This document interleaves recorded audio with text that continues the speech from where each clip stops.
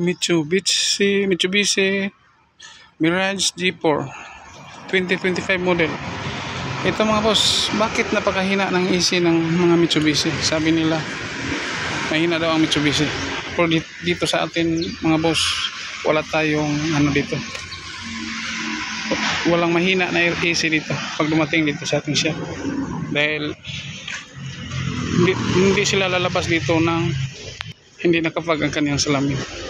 Okay mga boss, dito i-expose ko sa inyo kung bakit mahina ang mga Mitsubishi sa lamig.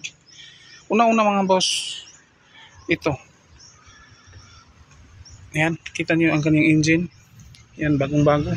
Wala pang masyadong alikabok. Andito lang sa taas ang alikabok. Yan. Yan. Kulay pa? Silver na sir. Bagong-bago dahil 2025 model ito mga boss. Bakit mahina ang kanyang AC? Ito mga boss, check natin ang belt.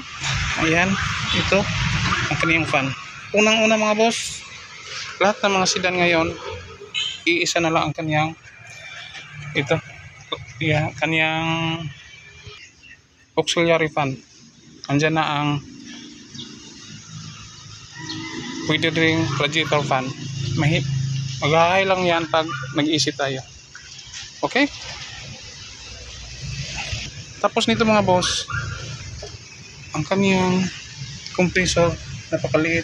Ayan, napakaliit ng compressor ng G4. Yan, mahina siya. Pero dito sa atin, lalamig yan. Kahit maliit yan, dahil Japan ito, Japan technology ito. Sikat na to sa market. Itong mga G4. Ito ay kompetensya ng Toyota Wigo. Bios. Ayan. Tingnan nyo. Ang engine niya, katulad din ng 2017 model. Year 2025 model yan. Ito ay 2017. Wala silang iniba. Kundi ang forma okay rin. Katulad din. Diyan sa grills, iba. Magkaiba sila dito.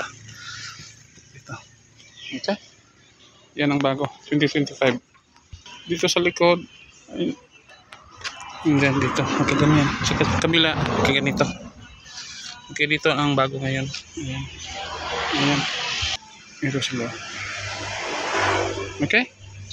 Salpak muna natin ang gauge mga boss. Ayan mga boss. Tulad ng isa. Ayan. Wala din siyang leaking. Kita nyo? 90 to 100, 195 dito. Wala siyang leaking. Pero bakit kulang siya ng lamig? Ito. Ang solusyon nito mga boss, siyempre, as usual, change oil tayo ng compressor oil. Ayan. Change oil tayo. Tapos, linis ng system, vacuum, linis lahat. Calibrate tayo. Palit ng cabin filter. Ito, linisan din natin to. Ayan, double check natin ng mga oil, tubig. Yan, promise ko sa inyo, balik sa dating lamig to. Ayan, hindi totoo na mahina ang lamig ng mga Mirage. Yan, sa mga Mirage owner, tingnan nyo lang itong vlog ko. 2025 model to mga boss, pero mahina siya. Ito, isosolve natin. Okay? Ayan. Dito tayo sa loob mga boss. Start natin ang ating engine. Ayan. Start na siya. Ayan. Kita nyo, walang lumabas na check engine. Ayan. Nakawarning na ang kanyang gasoline. Puno natin ang isi mga boss. Ayan. Dapat huwag dito mga boss, galing sa labas to, dito tayo sa recirculation mode. Ayan, dahil yung mga dahon, mga alikabok papasok dyan sa loob, dyan sa cabin filter natin, papasok lahat. Okay, ito mga boss, kadali lang ito. Okay, ayan, dito tayo sa harap. Ito yung mga boss. Yan. Ang kanyang low side ay nasa 45 which is very not normal or irregular. Ito ay ang normal nito ay 30 to 40 dahil bago ito. Aabot lang to ng 25 to 30 sa mga bago ngayon. Dahil napakalakas ng mga compressor, kahit maliit yan, pero napakalakas ng mga bago ngayon. Pakita ko sa inyo mamaya pag matapos ko na to. Tapos ating yan. Dito normal ito ng kahit hanggang 200 tayo mamaya. Dahil ang normal nito medyo mainit na ngayon, 180 to 220 ang normal nito. Okay, tandaan sa high side natin 180 to 220. Matirik ang araw. Yan, napakatirik ng araw. Dito 30 to 40 ang normal nito. Okay, at saka tingnan nyo mga boss, yan, erratic na ang kanyang high side. Ibig sabihin yan, wala siyang compressor oil. Yan. Tingnan nyo compressor oil kung meron siya, dapat parang may klima dito o sipon malalabas. Malalabas dito, malalabas. Okay mga boss, ayan, may nakalaan na tayo ditong ice at saka recover muna natin ang kanyang preyon dahil kasama ito sa kalikasan. As usual, palaging tandaan na wag basta-basta tatapon ng mga preyon kaya nakasisira ito ng ating kalikasan. At kahit konti nakatulong naman tayo sa ating magawa. Okay mga boss, ayan mga boss, ito. Dahil may natira pang preyon dito sa ating isi, hindi natin nakuha lahat. Ayan, may nakalaan tayo dito na tubig. Kita niyo? Ayan. Open natin dito. Tingnan niyo mga boss.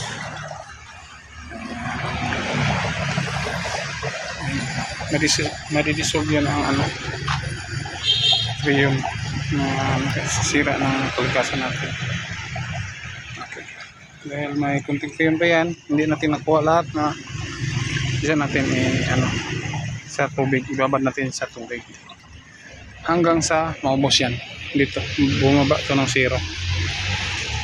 Okay, ayan mga boss, naikabit na natin ating compressor, na-change oil na natin. Hindi natin na ipakita dahil busy tayo, mag-isa lang tayo dito sa shop natin. At saka ito mga boss, natapos na tayo ng vacuum, walang naligtis na natin, walang leaking. Ayan, nagkarga na tayo ng preyon. Siyempre nakataob ang ating preyon, huwag kalimutan mga boss. At saka pasisingawin natin dito. Ayan, ayan, para parang preyon, purong preyon ang papasok sa system natin. Okay, is open na yan mga boss. Ayan, kargahan tayo ng 50 dito sa ating, ayan, yan dito sa ating low side. Ayan, para mag-trigger ang ating pressure switch. Okay, ayan, dahan-dahan lang.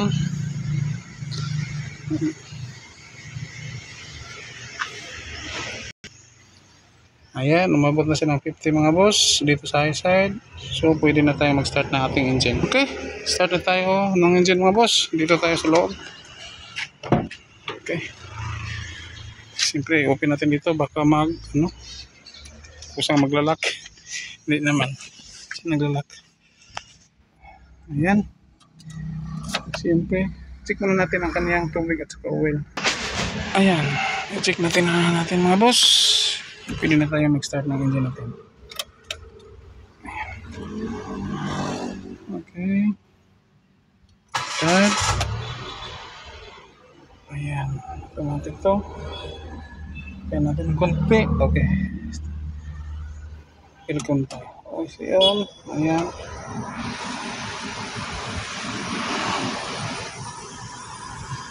Ayan, siya maingay. Ayan, hindi naman siya maingay dito mga boss. Ayan, tugtugin pa tayo ng konti.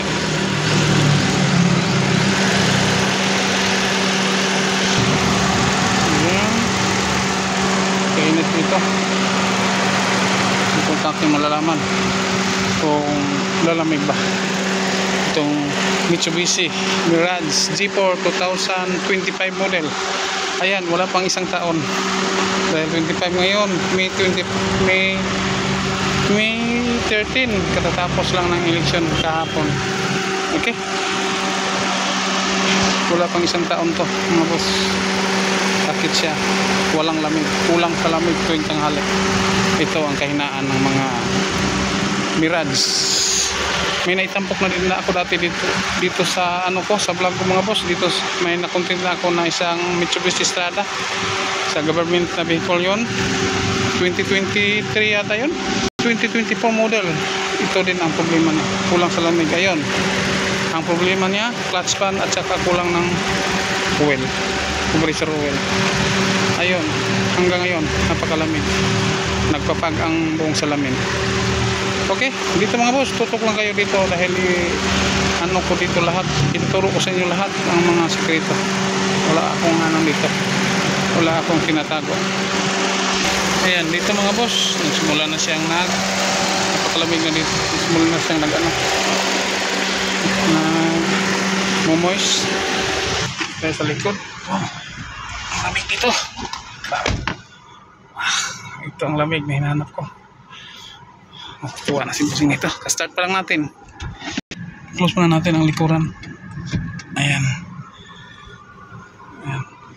Ito bilang patunay ko sa inyo mga boss na 2025 model to. Ito. Ayan. Ayan, mayroon pa siyang manual G4. Ayan. Ayan mga boss.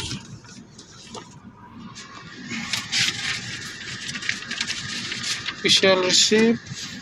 Ito. Ano ba yun? Dahil renta mo nito. LTO. Ito ang kanyang CR, Certificate of Registration. Ayan, tingnan nyo mga boss. Dito ay Nakamiras G4 GLX 1.2 G1.2 JCVT. Ang year model niya mga boss, andito. Ayan, 2025 model. Ayan. Sinsya nyo ng kamay ko, nagpadumi. Ayan, 2025 model. Wala pang isang taon. Hindi talaga totoo na mahina ang lamig ng mga Mitsubishi G4. Ayan, sa katunayan nga, dahil legend na ito, medyo may ano lang sa ano nito, sa assembler or sa nagkabit nito, wala lang silang ano. Ito lang siguro ang ano kanilang weakness, kailangan nilang i-recall ito, or kailangan nilang i-upgrade pa ang system nila dahil ito talaga ang ang problema ng mga jeeper. Ang dami ko na halos ano nito dito buong isla mga jeeper, ang dami ko ng dito naitampok naayos lahat kahit bago, katulad nito bagong-bago, wala pang isang taon, mahina ang niya. Ito ngayon, super lamig na siya. Okay, siyempre palit tayo ng cabin filter nito mga boss, at saka baklasin natin yan, ganyan na yan, at saka dito ayan, tanggal na, at saka dito ang kaniyang ayan, cabin filter. Okay, yan, ito mga boss, tingnan nyo. Ayan, ito ang patunay dahil naka-open siya ng dito siya sa circulation. Ayan, dapat dito ka sa circulation, dito siya kanina. Ayan, tingnan nyo. Yan, ang daming alikabok at saka mga dahon. Ayan, pag hindi mo na yan napalitan, papasok yan doon sa ating evaporator, doon yan babara. Okay, mga boss, ano pa? Ayan, grabe ang lamig dito mga boss. Yan, start pa lang natin yan, nagsimula na siyang yan, tingnan nyo. Nagpapag na ang ating salamin, nagsimula na siya kahit napaka-tirik ng araw. Ayan, tingnan nyo ang araw, grabe, ang init, pero nagpapag na ang ating salamin. Ayan, tingnan nyo dito, nangangagat. Yan ang lamig na hinahanap-hanap natin. Okay, ganito lang gawin nyo mga boss. Kunting tips and idea lang to, pero nakatulong ito sa inyo mga car-owner at saka gusto na rin mag-technician, gustong matuto, nood lang kayo parati dito.